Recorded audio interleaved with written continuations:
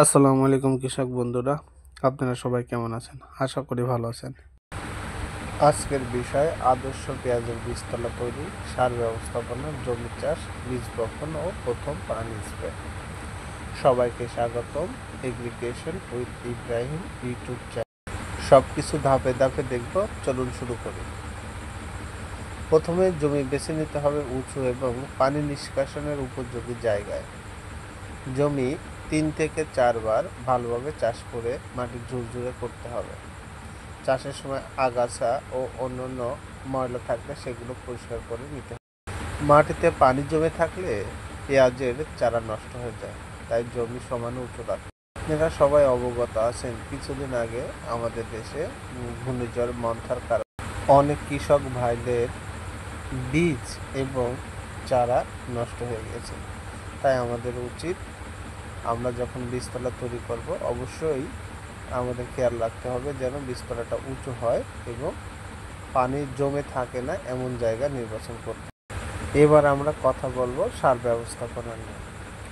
অবশ্যই সার শেষ চাষের আগে অথবা শেষ চাষের সময়ে আমরা যে সমস্ত সার দিয়ে বীজতলা তৈরি করব সেই সমস্ত সারগুলো বীজতলায় সুন্দরভাবে ছিটিয়ে দেব। ছিটিয়ে দিয়ে শেষে একটা চাষ দিয়ে দেব। চলুন এবার আমরা জেনে নেই কতটুকু বীজতলাতে কতটুকু সার ছিটাবেন, কি উপাদান ছিটাবেন, সেটা আমি স্ক্রিনে দিই। বন্ধুরা, আপনারা খুব ভালো করে জানেন পেঁয়াজ চাষে ভালো ফলনের গোড়াপত্তন হয় আদর্শ বীজতলা থেকে। অনেকেই প্রশ্ন করেন 1 কাঠা জমির জন্য সারের পরিমাণ কতটুকু এবং কি কি সার কি কি কাজ করে। আজ আমি আমার অভিজ্ঞতা আমরা দেখব মাত্র 1 কাঠা অর্থাৎ 1.65% জমির জন্য কিভাবে দানার বেড তৈরি করে। প্রথমে আমরা নিব জৈব সার, গোবর বা বস্তাবন্দি জৈব সার 15 কেজি নিব। আচ্ছা, জৈব সারের কাজ হলো এটি মাটির স্বাস্থ্য বাড়ায়, জল ধারণ ক্ষমতা, বায়ু চলাচল নিশ্চিত করে। এর ফলে চারা প্রথম থেকেই পর্যাপ্ত পরিমাণে পুষ্টি। স্ক্রিনে দিয়ে দিয়েছি পিকচারে, আপনারা দেখতে পাবেন যে 1 কাঠা জমির জন্য 15 কেজি জৈব সার নিতে হবে। পরে আপনারা নিতে পারেন 2 কেজি ডিএপি অথবা টিএসপি।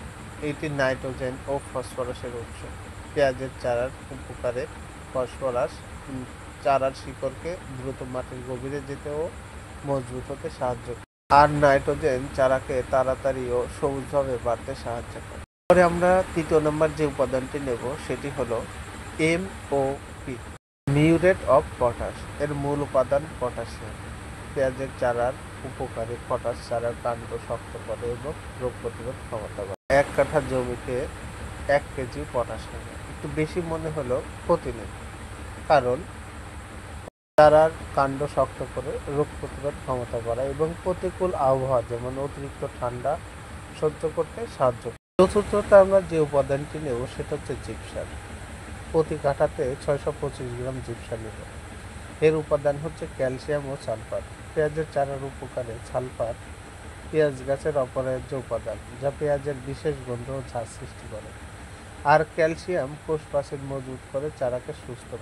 পঞ্চম যে উপাদানটি নিয়ে আমরা নেব সেটা হচ্ছে হিউমিস্টার, অথবা আপনারা হিউমিকিং নিতে পারেন। প্রতি কাঠাতে আমরা 60 গ্রাম হিউমিস্টার নেব।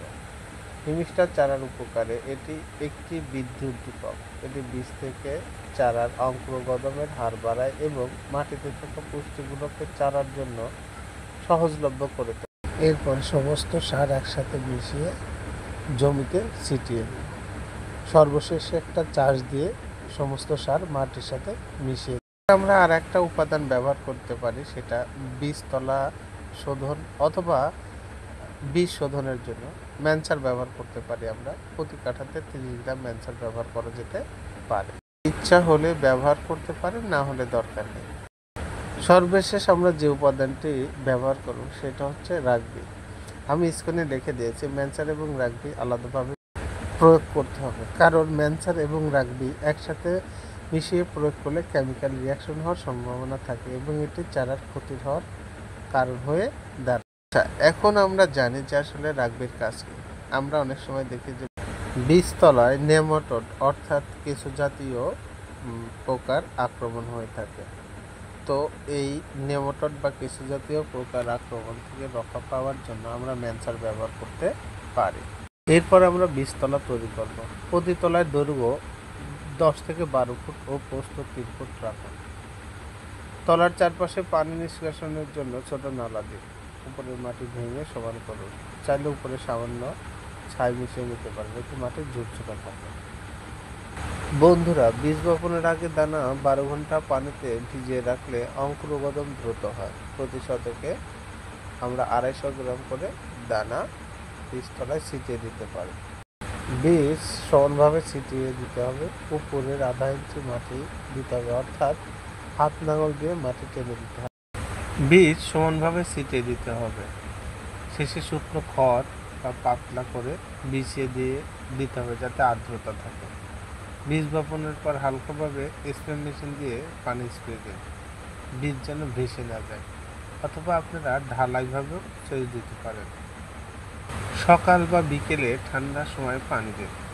মাটি সবসময় আর্দ্র রাখবেন, কিন্তু জমে থাকা পানি যেন না হয়, অর্থাৎ বীজতলাতে যেন পানি জমে না থাকে। তো বন্ধুরা, এবার বীজ বপনের 5 থেকে 7 দিন পরে ম্যানকোজেব ছত্রাকনাশক স্প্রে করুন। বীজতলায় সঠিক আর্দ্রতা ও সঠিক আলো থাকলে চারা ভালো এবং সবল ও স্বাস্থ্যবান হয়। তো সুপ্রিয় বন্ধুরা, আপনারা এইভাবে আদর্শ পেঁয়াজের বীজতলা তৈরি করতে পারবেন। ভিডিও ভালো লাগলে লাইক দিন, কমেন্ট করুন। আর কৃষি বিষয়ে কারো ভিডিও পেতে এগ্রিকেশন উইথ ইব্রাহিম চ্যানেলটি সাবস্ক্রাইব করুন। ধন্যবাদ। ভালো থাকুন, কৃষির সঙ্গে থাকুন।